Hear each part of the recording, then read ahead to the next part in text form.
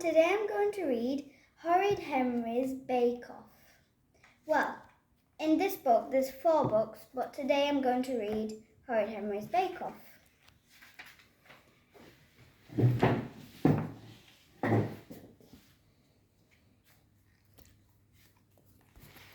Thwack, thwack, thwack. Moody Margaret thwacked the wall with a stick. Why, oh why did she have to live next door to someone as horrid as Henry? Her club wasn't safe, her biscuits weren't safe, and he was such a copycat. She'd told everyone she was making a chocolate sponge cake for street party bake-off competition. And now Henry was saying he was making a chocolate sponge cake and pretended he'd thought of it first. Well, she'd show him. Her cake was sure to win. For once, she'd have the last laugh. Although, maybe she could make sure of that. A street party bake-off! Hurrah! Horrid Henry loved baking. What could be better than choosing exactly what you wanted to eat and then cooking it exactly as you liked it, with loads of extra sugar and lashings of icing. Horrid Henry loved making fudge. Horrid Henry loved making brownies. Horrid Henry loved baking chocolate cakes. His parents, unfortunately, only liked him to make horrible food. Pizzas ruined with vegetable toppings, sloppy gloppy porridge, and if they ever let him make muffins, they had to be wholesome muffins with wholemeal flour and bananas. Ugh! But today no one could stop him. It was a cake baking contest, and what a cake he'd make! His chocolate sponge cake with extra icing was guaranteed to win. He'd heard that copycat Margaret was making one too. Let old Frogface try. No one could outbake Chef Henry.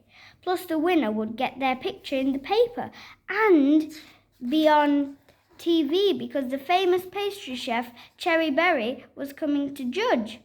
Whoopee! Everyone in Henry's class was taking part. Two bad losers, thought Horrid Henry, dashing to the kitchen. Chef Henry is in the room. Unfortunately, someone else was too. Perfect Peter was wearing a Daffy Daisy apron and peering anxiously at the oven while Mum took out a baking tray laden with mysterious grey globs. "Out of my way, worm," said Henry. "I've made cupcakes for the bake-off," said Peter. "Look." Perfect Peter proudly pointed to the plate covered in lumpy blobs. His name was written on a flag poking out of one cupcake. "Those aren't cupcakes," said Henry. "They're lopsided cowpats." "Mom!" wailed Peter. "Henry called my cupcakes cowpats." "Don't be horrid, Henry," said Mum. "Peter, I think your cupcakes look, lovely." "Plopcakes more like," said Henry. "Mom!" screamed Peter. "Henry said plopcakes." "Stop it, Henry," said Mum. "Tee-hee, all the better for him. No need to worry about Peter's saggy disasters winning. His real competition was Margaret. Henry hated to admit it, but she was almost as good a chef as he was. Well, no way was she beating him today. Her copycat chocolate sponge cake wouldn't be a patch on his. "Henry, Peter, come out and help hang up the bunting and get cloths on the table," said Dad. "The street party starts at 2:00. "But I have to bake my cake," yelped Henry, weighing the sugar and chocolate. He always put in extra. "There's plenty of time," said Mum, "but I need you to help me now." Moody Margaret sneaked through the back door in Henry's kitchen. She'd waited until she'd seen Henry and his family go outside to help set up the tables. If she was too late and his cake was already baking, she would open the oven door and stomp to make Henry's sponge collapse. Or she could turn the temperature way up high, or scoop out the middle, or... Margaret sniffed. She couldn't smell anything baking. What a bit of luck. There were all Henry's ingredients on the counter, measured out and waiting to be used. Snatch! Moody Margaret grabbed the sugar jar and emptied it into the bin. Then she refilled it with salt. Tee-hee, thought Moody Margaret. Wouldn't it be wonderful to pay Henry back? What are you doing here? Came a little voice. Oops. Moody Margaret whirled round. What are you doing here? Said Margaret. I live here, said Peter. I must have come into the wrong house, said Margaret. How silly of me. Out of my way, worm, came Henry's horrible voice as he slammed the front door. Bye, said Margaret as she ski-doddled out of the back door. Phew. Revenge was sweet, but she thought happily, or in this case, salty. Should he tell Henry that Margaret had come over? No, thought Peter. Henry called my cupcakes plop cakes. Horrid Henry proudly stuck his name flag in his fabulous cake. What a triumph! His glorious chocolate sponge, drowning in luscious icing, was definitely his best ever. He was sure to win. He was absolutely sure to win. Just wait till Cherry Berry tried a mouthful of his cake. He'd be offered his own TV baking program. He'd write his own cookbook, but instead of horrible recipes like 10 ways to cook broccoli, as if that would make any difference to how yucky it was, he'd have recipes for things kids actually like to eat instead of what their parents wanted them to eat. Chips, chocolate worms, frosty freeze ice cream, veg-free cheese pizza.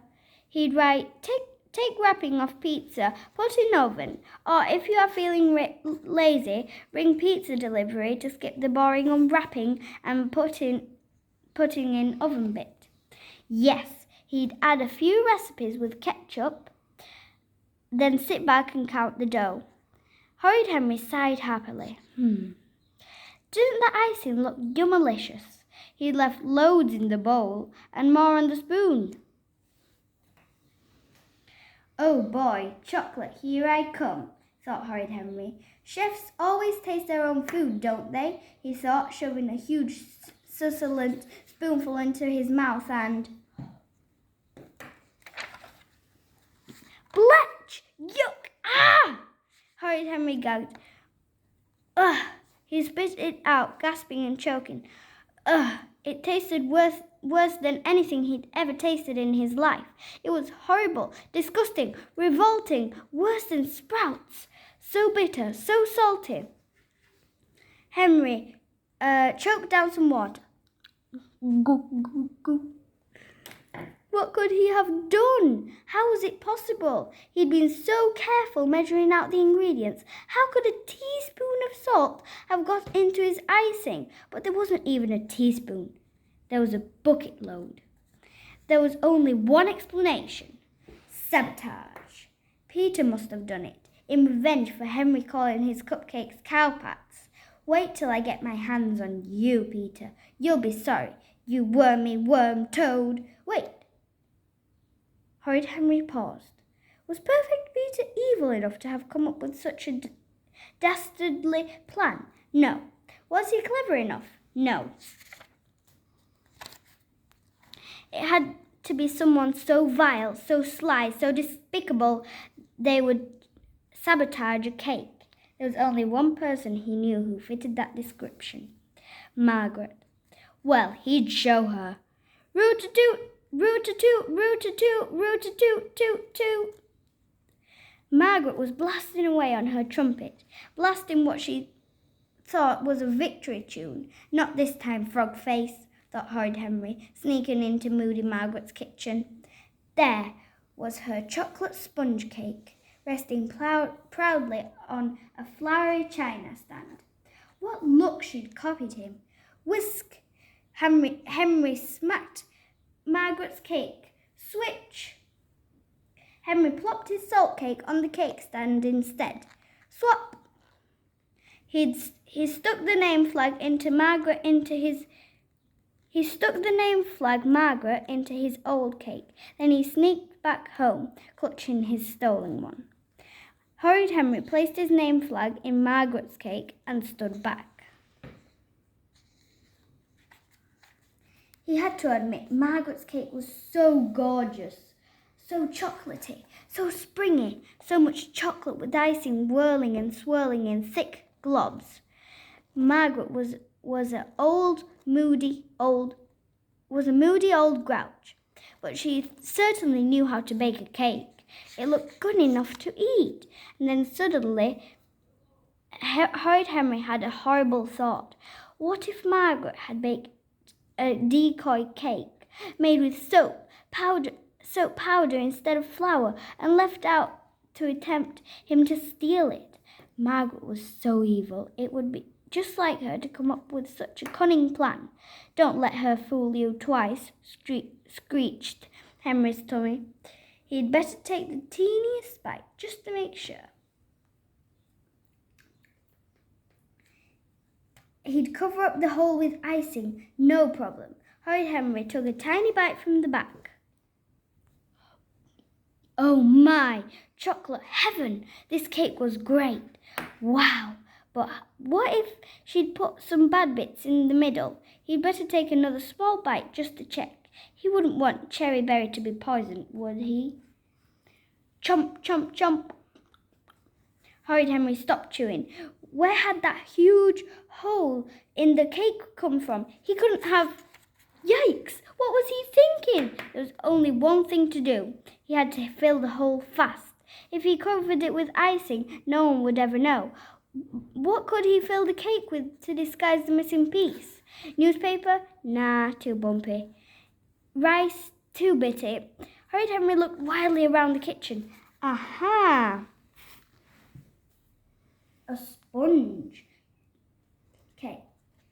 A sponge for a sponge cake. He was a genius. Quickly, Horrid Henry cut the sponge to fit the hole, slipped it inside, and covered the joins with more icing. Shh, shh, shh. Perfect. No one would ever know. Mum came into the kitchen. Hurry up, Henry, and bring your cake out. It's street party time.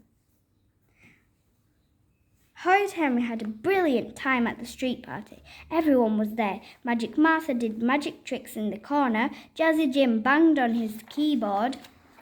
Singing Soraya warbled behind the bouncy castle. Jolly Josh showed off his tap dancing. Even Margaret playing solo trumpet and Perfect Peter singing with his golden band. The golden goodies couldn't ruin Henry's mood. He eyed the other contestants as they carried their entries to the bake-off table. Rude Ralph had brought burnt brownies. Sour Susan had made horrible-looking gingerbread.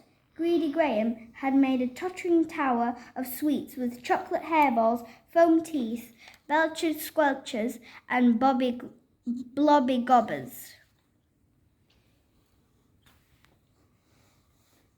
Then there were Peter's lopsided lumpies and allergic Alice's gluten-free, nut-free, sugar-free, flour-free, dairy-free, beetroot rice cake.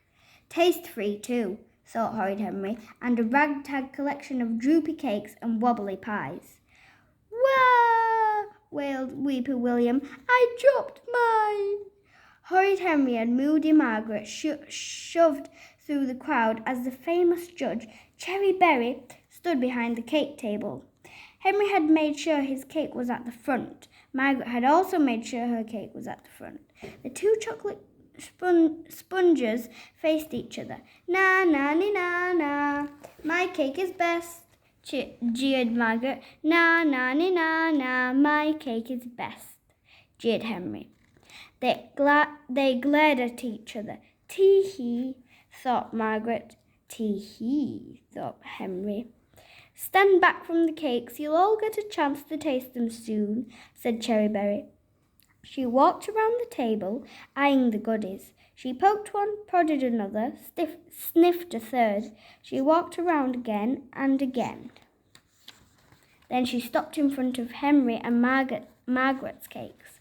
Henry held his breath. Yes, now don't these sponge cakes look lovely, said Cherryberry. So attractive, so fluffy. Ooh, I do love a light sponge, she said, cutting a piece and taking a big bite. So spongy, she choked, spitting out a piece of yellow kitchen sponge.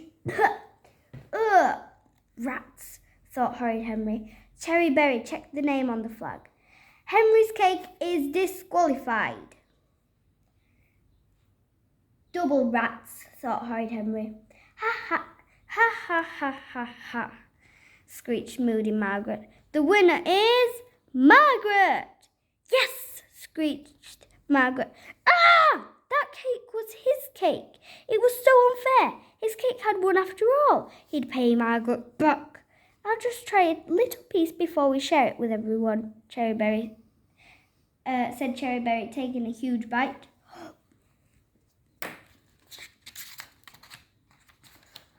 Bletch! Gagged Cherry, spitting it out. Salt instead of sugar. What? Screamed Moody Margaret. How was it possible that salt had been sneaked into her cake? Unless...